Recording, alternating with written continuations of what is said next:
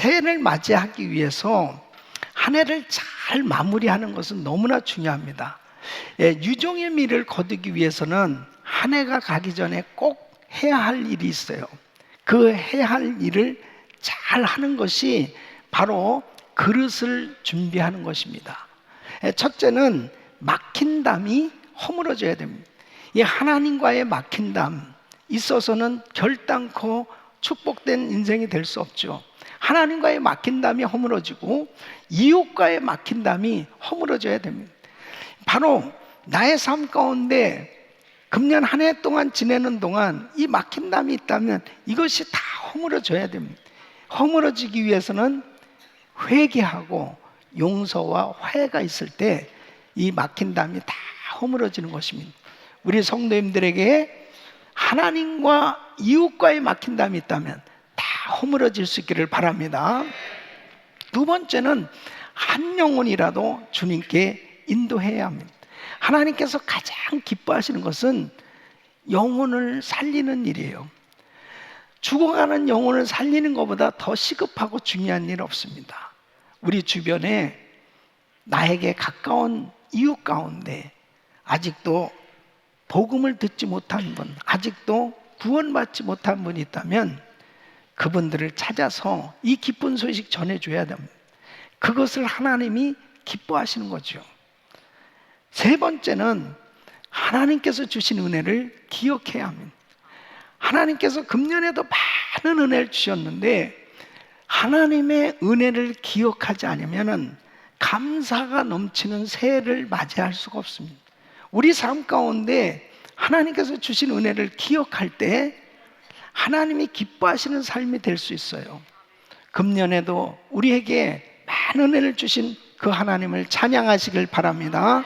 그 주님의 은혜를 기억하는 것은 참으로 중요한 것입니다. 이제 오늘 네 번째는 바로 하나님께 서운한 것을 갚아야 한다는 것입니다. 우리가 신앙생활하면서 보면 참 주님 앞에 약속하면서 살아갑니다. 주님 앞에 때로는 마음의 감동을 받고 작정하기도 하고 맹세하기도 하고 그리고 서운하기도 합니다. 그 하나님 앞에 약속한 것은 반드시 이행해야 되는 것입니다. 하나님과 우리 사이는 언약의 관계예요. 그래서 하나님은 약속으로 우리에게 말씀을 하시죠. 그 하나님이 우리에게 약속하신 것은 하나님은 신실하시기 때문에 다 이루어 주십니다. 믿습니까? 다 이루어 주시는데 또한 우리도 하나님 앞에 약속할 때가 있어요. 그 하나님 앞에 서원하고 약속하신 것은 반드시 이행해야 됩니다. 그것이 힘들고 어렵다 하더라도 하나님 앞에 약속한 것은 지켜야 된다 하는 것입니다. 여러분, 때로는 우리가 정말 하나님 앞에 감동을 받아서 서원하기도 하는데 이 서원은 잘해야 돼요. 그래서 순간순간마다 하나님의 은혜를 받고 하나님 앞에 약속도 하고 그러면서 서원도 하는데 이 서원에 대해서 바른 이해가 필요합니다. 왜냐하면 이 서원은 신앙생활에서 대단히 중요하기 때문에 그렇습니다. 이 한 해가 가기 전에 여러분 하나님 앞에 약속하고 서원한 것을 제대로 지키지 못했을 때 마음이 늘 불편합니다. 늘 힘들어요. 그렇기 때문에 신앙생활에 기쁨도 없고 감사도 없고 그리고 늘 이렇게 죄책감에 사로잡혀서 신앙생활하는 사람들이 의외로 많아요. 그렇기 때문에 우리는 이 서원에 대해서 바로 이해하고 이 서원을 제대로 잘하면 이 서원이 얼마나 우리 신앙생활에 유익한지 몰라요. 또 뿐만 아니라 서원을 한 것을 잘 이행하고 갚을 때 하나님의 은혜가 쏟아지는 하나님의 놀라운 축복을 받는 이런 신앙생활이 될 수 있기 때문에 이 서원에 대해서 바로 이해하고 그리고 여러분들이 하나님 앞에 서원한 것을 잘 갚음으로 축복된 삶이 되시기를 예수 이름으로 축원합니다. 그러면 성도에게 있어서 서원의 유익이 무엇이냐? 또 이 서원을 갚음으로 어떤 축복이 임하게 될까 하는 것을 오늘 이 말씀을 통해서 잘 들으시고 우리 성도님들의 삶 가운데 정말 하나님께서 주시는 은혜로 하나님과의 관계가 회복될 뿐 아니라 하나님의 은혜가 여러분 삶 가운데 더욱더 넘치는 이런 축복된 삶이 되시기를 예수 이름으로 축원합니다. 성경에 나타나는 이 서원에는 두 가지가 있어요. 근데 이 서원하는 그 이유를 잘 알아야 됩니다. 첫째는 서원을 왜 하느냐? 주님의 응답을 은혜의 조건으로 내세우며 기도하는 서원이죠. 그러니까 바로 하나님 앞에 응답을 조건으로 하는 서원입니다. 하나님, 이렇게 해주신다면 제가 이렇게 하겠습니다 하는 서원을 하게 되는 거예요. 보통 안타까운 상황 가운데 도무지 내 힘으로 해결할 수 없는 상황, 위기 가운데 있을 때 이런 서원을 하게 됩니다. 오늘 이 본문을 보면은 다윗도 하나님 앞에 여러 번 서원하며 살았던 것을 알 수 있어요. 사실 다윗의 생애를 보면 정말 위기의 시간이 너무 많이 있었어요. 그의 생애는 너무나 고난이 많았어요. 너무 힘든 시기가 많았어요. 그러니까 순간순간 어떤 면에서 보면 하나님 앞에 구원의 요청을 하는, 하나님이 이렇게 저를 건져주신다면, 제 생명을 하나님 보호해 주신다면, 이런 소원하는 기도를 그가 많이 했었을 것입니다. 그에게 시편 22편 6절로 8절 보면 얼마나 그의 생애가 어려웠는지 잘 알 수 있습니다. 난 벌레요 사람이 아니라 사람의 회방거리요 백성의 조롱거리입니다. 나를 보는 자는 다 비웃으며 입술을 삐죽이고 머리를 흔들며 말하되 저가 여호와께 의탁하니 구원하실 걸, 저를 기뻐하시니 건지실 걸 하나이다. 사람들이 자기를 향해서 조롱하는 거예요. 너무 하나님을 잘 믿는다고? 야, 하나님이 너 구원해 줄 줄 알아? 그러면서 자기가 너무너무 초라한 그런 상황에 있는 것을 그렇게 표현을 하고 있습니다. 그러니까 하나님 앞에 그렇게 힘들고 어려운 상황 가운데 하나님 나를 건져주시고 살려주신다면 모든 백성들 앞에서 하나님이 하신 일을 제가 선포하겠습니다. 그리고 하나님을 찬양하며 살겠습니다. 하나님께서 이제 이 다윗에게 은혜를 베풀어 주신 거예요. 25절 보면은 25절 오늘 이 본문에 이렇게 말씀하고, 대중에 나의 찬송은 주께로서 온 것이니 주를 경외하는 자 앞에서 나의 서원을 갚으리다. 하나님 앞에 작정하고 소원했던 것을 하나님 갚겠습니다. 그런데 다윗 보세요. 결국 왕이 됐습니다. 다윗이 그 어려운 시험과 환난을 다 이겨내고 왕이 된 것은 이건 전적인 하나님의 은혜죠. 얼마나 많은 어려움을 겪었습니까? 그때마다 하나님이 정말 이 서원 기도를 들으신 거죠.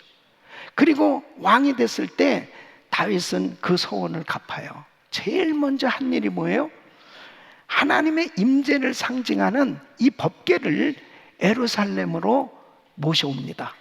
그리고 자기 왕궁 옆에 텐트를 치고 이 법궤를 안치시키고 그곳에서 하나님을 찬양하는, 매일같이 예배 드리는 겁니다. 하나님 앞에 선한 약속을 지킨 거예요. 여러분, 하나님 앞에 때로는 우리가 이렇게 응답을 조건으로 소원할 때가 많이 있습니다. 그럴 때 하나님은 우리를 응답해, 우리에게 놀라운 은혜로 응답해 주실 때 꼭 소원한 것을 갚으시기를 바랍니다. 자, 두 번째는 하나님께 헌신하면서 인격 도야를 하기 위한 소원을 할 때가 있습니다. 또 어떤 목적을 달성하기 위해서 하나님 앞에 소원을 하게 되죠. 이것은 하나님 앞에 신앙적 충성을 다짐하면서 하게 되는 서원입니다. 여러분, 우리는 하나님 앞에 때로는 내가 이제 새해가 돼서 좀 더 하나님 앞에 가까이 나가는 시간을 가져야 되겠다. 그래서 어떤 사람은 40일을 새벽 기도를 작정하기도 하죠. 예, 이것은 자기 스스로 하나님 앞에 약속하는 거예요. 내가 또 이렇게 일주일간 금식을 해야 되겠다. 이거 자기 스스로 내가 너무 이렇게 복잡하게 참 이렇게 바쁘게 정신없이 살고 있는데 내가 조금 하나님과 좀 가까워지는 이런 시간을 가져야 되겠다. 그래서 주님 앞에 작정하기도 하죠. 이러한 서원, 작정은 어떻습니까? 내 신앙 인격이 하나님 앞에 좀 더 다듬어지는 그런 기회가 되는 것을 볼 수 있어요. 저도 제가 이제 이렇게 은혜 받고 신학교 갔는데 저에게 정말 그 큰 은혜 받을 수 있는 계기가 있었어요. 그게 뭐냐면 이사야서 43장 1절 말씀에서 큰 감동과 은혜를 받게 됐습니다. 내가 너를 구속하였고 내가 너를 지명하여 불렀나니 너는 내 것이다. 이 말씀이요, 저에게는 엄청난 충격으로 저에게 왔어요. 뭐냐면 하나님이 어떻게 나를 이렇게 불러주셨냐, 하나님의 것으로 나를 어떻게 이렇게 불러주셨냐. 그 주님의 은혜를 모르고 하나님을 멀리하고, 그뿐만 아니라 하나님이 나를 주의 종으로 부르셨지만 사실 나에게는 감사가 없었습니다. 저는 정말 대통령이 되고 싶었거든요.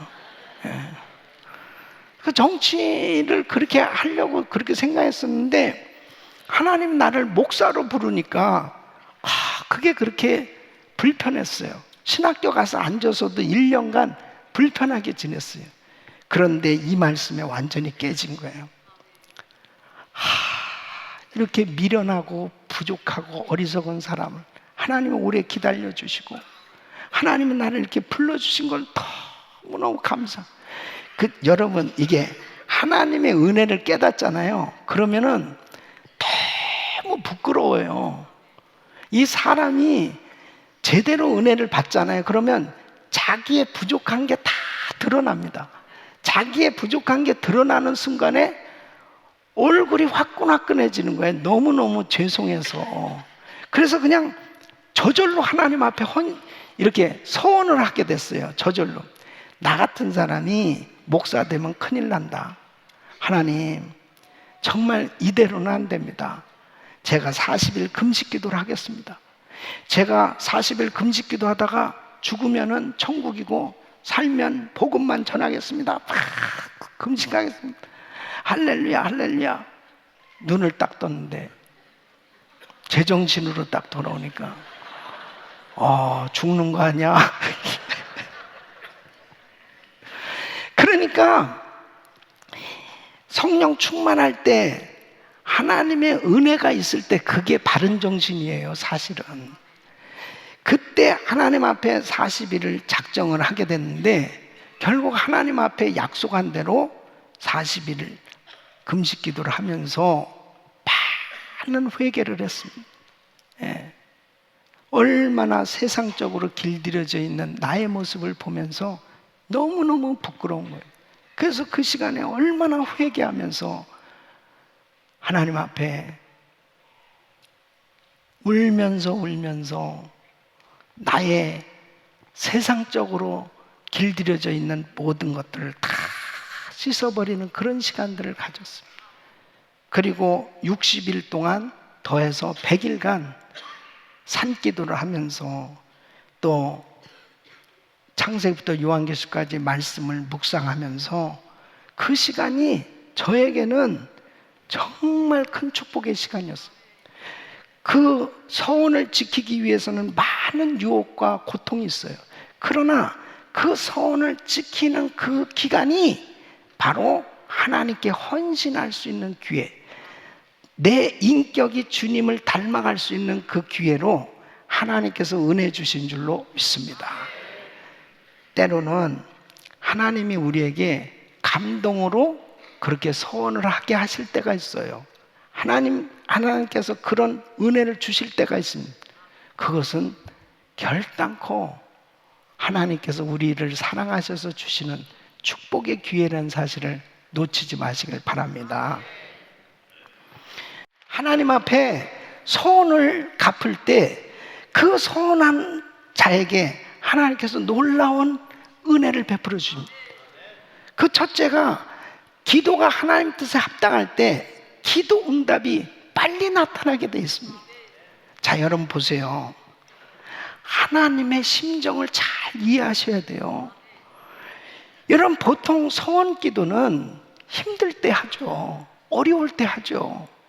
정말 불가능한 상황 가운데 있을 때 그때 하나님의 도우심을 구하면서 소원하잖아요. 이 소원 기도가 하나님 뜻에 합당한다는 것은 우리의 신앙에 도움이 되는 그런 기도는 하나님께서 빨리 응답해 주시는 거예요. 하나님의 심정을 이해하셔야 됩니다. 하나님은 에레미야가 3장 33절 보면 주께서 인생으로 고생하며 근심하게 하심이 본심이 아니시로다. 여러분, 하나님의 본심을 하셔야 돼요. 에레미야 29장 11절로 13절 보면 우리 같이 읽습니다. 시작. 나 여호와가 말하노라. 너희를 향한 나의 생각은 내가 하나니 재앙이 아니라 곧 평안이요 너희 장래에 소망을 주려 하는 생각이라. 너희는 내게 부르짖으며 와서 내게 기도하면 내가 너희를 들을 것이요 너희가 전심으로 나를 찾고 찾으면 나를 만나리라. 아멘. 하나님은 하나님의 우리를 향한 생각이 뭔지 아세요? 절대로 재앙이 아니라는 거예요. 평안과 우리 장래에 소망을 주시기 원하는 것, 이것이 하나님의 생각입니다. 우리를 향한 생각이에요. 그러니까 여러분 보세요. 내가 물질을 좀 가지고 있는 것 때문에 하나님을 멀리하는 것, 그것은 축복이 아니에요. 하나님, 나에게 정말 이 사업이 잘 되도록 역사하셔서 이 사업이 정말 성공하게 해주신다면 저는 이 물질이, 내게 주신 이 물질이 영혼 구원하는 일을 위해서 주의 일에 하나님 앞에 쓰여지기를 원하고, 하나님 내가 더 열심히 신앙생활 할게요 할 때 주님이 그렇게 기뻐하신다니까요. 네가 그렇게 하겠다고? 하나님 내 육체를 고쳐주신다면 하나님 이 육신을 가지고 죄 짓는 데 쓰지 않고 하나님의 영광을 위해서 쓰여지게 되기를 원합니다. 그렇게 하겠다고? 사람들은 조금만 뭐가 잘 되고 뭐가 좀 있게 되면 자꾸 주님에게서 멀어져요. 자꾸 교만해져요. 자꾸 하나님에게서 점점 멀어지는 거예요. 근데 주님의 심정은 너 나한테 가까이 와야지. 너 나한테 너 나하고 좀 교제 좀 해야지. 주님은 그렇게 원하시는 거예요. 예? 어떤 집사님이 그러더라고요. 애들은 2살까지가 제일 이쁘다고. 시키는 대로 하고 품에 안기고 그 다음부터는 지 멋대로 그냥 말도 안 듣고 그런다고 그런 얘기를 하는데 얼핏 영감이 딱 오는 거예요. 그 얘기 듣는 순간에. 주님은 항상 우리를 안아주시기를 원하세요. 여러분, 하나님을 가까이 하는 게 축복입니다. 가까이 하는. 그러니까 소원할 때 하나님께 가까이 하겠다고 그러니까 하나님이 그렇게 기뻐하시는 거죠. 하나님 가까이 하면 하나님께 영광을 돌리겠다니까 주님이 그렇게 기뻐하셔서 빨리 응답해 주시는 거예요. 빨리. 여러분, 소원을 갚는 믿음을 보시고 주님이 더 큰 은혜를 주시는 줄로 믿습니다. 그러니까 한나가 아들을 주신다면 이 아들을 하나님께 바치겠습니다. 그랬더니요, 하나님께서 이 한나의 태문을 열어주시고 아들을 주셨잖아요. 그 아들도 사무엘도 잘 되게 해주셨지만은 하나님께서 한나와 그 남편 사이에 5 자녀를 더 주셨어요. 예? 여러분, 다윗이 왕이 된 후에 하나님 앞에 그 소원을 지켰잖아요. 이 법궤를 예루살렘으로 안치시키고 하나님 앞에 예배자로 살았더니 하나님께서 다윗의 왕위를 더 경고케 해주실 분 아니에요. 다윗이 성전을 건축할 마음을 가졌더니 하나님께서 건축하지도 않았는데도 불구하고 내 앞날을 평안케 해주고, 그리고 존귀케 해주고, 그리고 내 후손 대대로 이스라엘을 다스리게 해주고, 메시아가 다윗의 후손으로 이 땅에 오게 되는 그런 영광을 주신 줄로 믿습니다. 소원을 갚는 믿음을 보시고 하나님은 더 큰 은혜를 주시는 거예요. 또 뿐만 아니라 이 소원을 갚을 때 믿음이 자라게 되고 더 큰 일에 쓰임받게 되는 것을 볼 수 있습니다. 소원을 지키는 자에게 가장 큰 축복은 뭐예요? 하나님의 역사를 경험하는 거예요. 하나님의 살아계심을 직접 목도하는 이런 놀라운 역사를 경험하게 됩니다. 우리 사랑하는 성도 여러분, 때로는 우리가 신앙생활 하다 보면 참 위기가 있는 그러한 환경을 만날 때도 있고, 정말 힘들고 어려운 그런 일을 겪을 때도 있죠. 어떤 때는 야, 정말 하나님 계신가? 그럴 만큼 하나님 침묵하고 계실 때도 있어요. 너무 힘들 때도 있어요.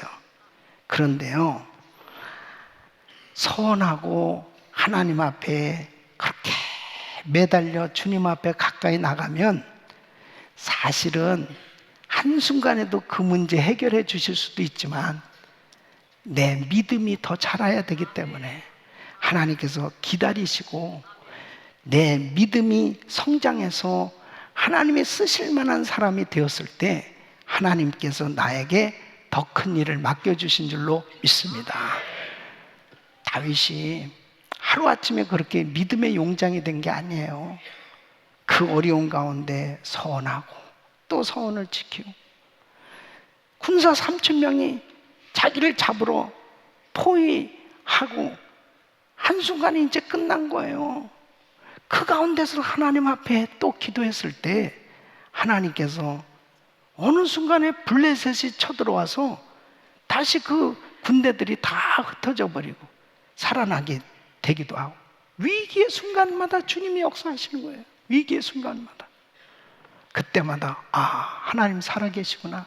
내 믿음이 점점 자라게 되고, 이제 어떤 순간이 되면 아무리 시험, 환난, 어려움이 닥쳐와도 겁날 것 없는 거예요. 주님이 역사하실 것을 믿기 때문입니다. 우리 사랑하는 성도 여러분, 때로는 하나님 앞에 약속하고 내가 그 약속을 지키지 못할 때도 있어요. 그럴 때마다 다시 또 회개하고 다시 또 도전하고 다시 또 하나님 가까이 하려고 노력하면 하나님께서 다 회복시켜 주실 줄로 믿습니다. 19세기 위대한 복음 전도자였던 무디는 이런 간증을 합니다. 그를 통해서 100만 명이 넘는 사람들이 예수 믿는 역사, 그리고 많은 사람들에게 이 복음을 전하면서 그는 정말 부흥의 주역으로 쓰임받았는데요, 여러분 아시다시피 무디 목사님은 초등학교도 졸업하지 못했어요. 그를 통해서 하나님께서 엄청난 일을 이루셨는데 그는 이런 간증을 합니다. 자기는 주님을 만나서 은혜 받고 서원을 했대요. 그 서원이 뭐냐면 하루에 한 사람씩 꼭 전도하리라. 예, 그렇게 소원을 했답니다. 그래도 어느 날 밤에 자다 보니까 자기가 전도하지 못한 날이 있었던 거예요. 그러면은 벌떡 일어나가지고 그 한밤중에 나간답니다. 한밤중에 나가면 꼭 길거리에 술 취해가지고 왔다 갔다 한 사람은 한둘은 꼭 있대요. 그 밤에. 그러면 그 사람 또 붙들고 예수 믿으라고 막 전도를 한답니다. 그러나 어느 날 지났는데 그 사람이 찾아오더니 제가 3개월 전에 저 붙들고 전도한 그 사람입니다. 그러면서 예수 믿은 간증을 하겠습니다. 여러분, 그렇게 소원을 지켜보려고 할 때 희생이 따르잖아요. 그런데 자기의 영혼이 더 날로 새로워지는 줄로 믿습니다. 하나님께 가까이 갈 수 있는. 그래서 소원한 것을 갚는 것은 때로는 부담스럽고 힘이 들지만은 그 소원한 것을 지켜보려고 할 때 남보다 더 하나님께 가까이 나가게 되는 계기가 되니까 그 소원한 것이 축복이 되는 줄로 믿습니다.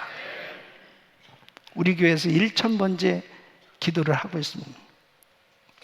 저도 이제 2차 1000번째 지금 하고 있는데요. 매일같이 봉투에 기도 제목을 쓰는 거예요. 똑같은 기도 제목이라도 매일같이 쓰는 겁니다. 예. 이 적은 물질이라도 하나님 앞에 드리면서 매일 쓰는 거예요. 제가 선교지 가잖아요. 선교지 가서도 봉투를 가져와서 매일 쓰는 거예요. 여러분, 이것이 목사인 저에게도 매일같이 기도 제목을 쓰고 하나님 앞에 기도하는 그 순간은 하나님하고 가장 가까워지는 시간이 되고 있다니까요.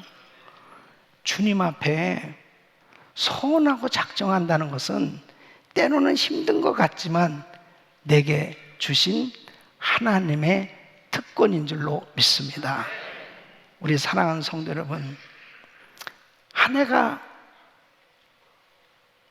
저물어가는 이때 한 해를 보내면서 너무 우리는 주님 앞에 약속한 것들을 제대로 이행하지 못하고 그냥 자기도 모르는 사이에 그냥 시간들을 보내고 살 때가 많이 있습니다. 다시 한번 하나님 앞에 내가 소원한 거 갚지 않은 게 무엇이 있는지, 또 내가 또 다시 한번 도전하면서 2020년도에 좀 더 하나님께 가까이 나가는 삶이 되기 위해서 나도 뭔가 새롭게 한번 작정해 보리라 도전하시고, 우리 성도님들의 삶이 주님과 더 가까워지시고 주님의 크신 사랑과 은혜 가운데 또한 하나님 앞에 영광 돌리는 삶이 되시길 예수 이름으로 축원합니다. 기도하겠습니다.